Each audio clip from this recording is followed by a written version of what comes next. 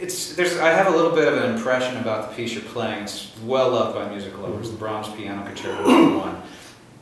But I think it gets into the area of being one of those pieces that you get to play with an orchestra. I mean, you could call them up and say, yeah, I'm going to play Rachmaninoff's second piano concerto. I'm going to play the Tchaikovsky first. And, oh yeah, great. Does it take a little convincing to get an orchestra to plow into the Brahms first concerto? It's huge. I think it does. I think it takes a certain trust level between the conductor and the pianist, between the orchestra management and the pianist maybe.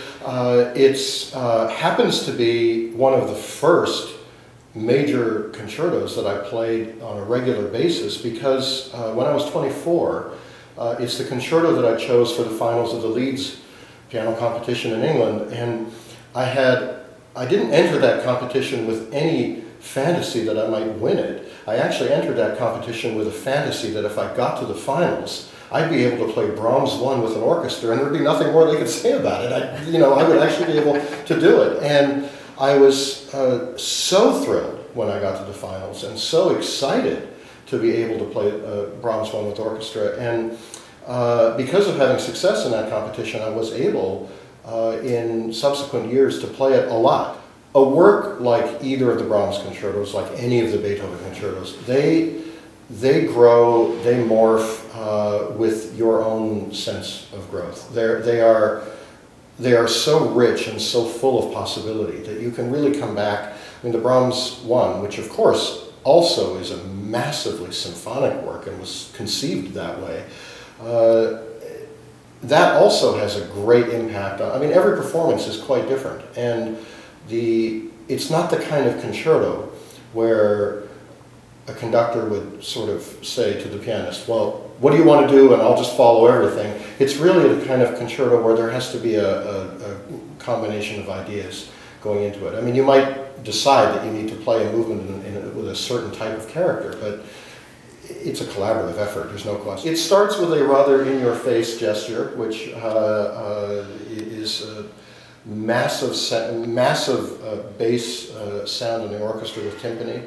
That gives immediately a sort of a crack of doom effect, a extraordinarily muscular gesture that starts the piece right after that. And I think it just gives an idea of the kind of power that's involved in the work.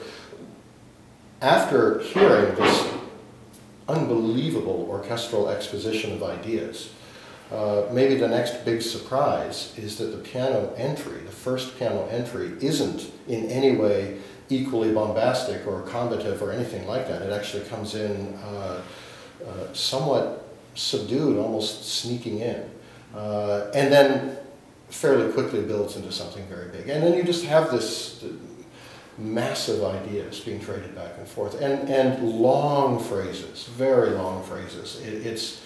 I think it's pretty clear from the beginning that it isn't going to be a 9-minute first movement. I mean, it's just everything's on a big scale. I think the Brahms 1, in some respects, has a traditional form.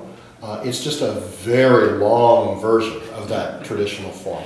The second movement is about the most spiritual music I think I've played. The sense of it is, I can easily imagine sitting in church and having the procession of the music take on a spiritual quality that seems very evident throughout that movement. It's very dreamlike in some places also. The last movement, I'm convinced, is pretty much directly modeled after the finale of the Beethoven Third Piano Concerto. It starts with a very similar, rhythmically compelling announcement. It follows immediately with the orchestra playing the same theme and the piano having a kind of a Baroque sounding accompaniment. It has scales that lead back into the orchestra. The Clyburn competition was back last spring, and a lady who was hosting Clyburn's... Jade Simmons. Jade Simmons, the host of Clyburn.tv. We knew her as then, but she's a gifted pianist. Oh, Jackie this, and Jackie that, and Jackie this, and Jackie that. What was Jade Simmons like as a student? Oh, she was fantastic as a student. When she walked in the door, I thought, we sat down and had a conversation for about a half an hour before, I think the whole lesson before we started really having lessons, and it was so clear that I remember later that day I said to my wife, I says, well, I have a new student that I know already I don't have to worry about, because she's so bright and she's got so many ideas, and she's going to use everything that I give her and make it part of what she does, but she's creative and she's an entrepreneur, and she ended up being a fantastic TV spokesperson. Yeah, so a lot of our listeners are familiar with her work there. Terrific.